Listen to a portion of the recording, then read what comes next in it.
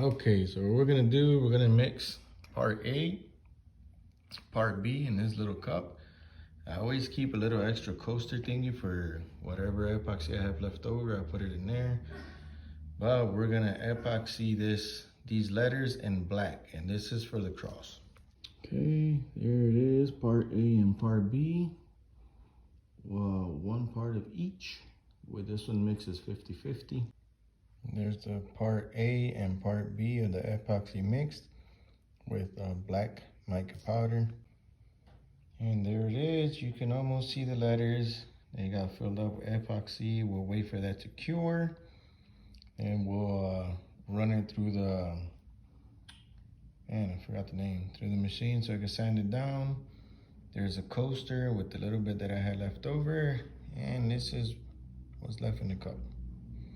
You can see it says believe.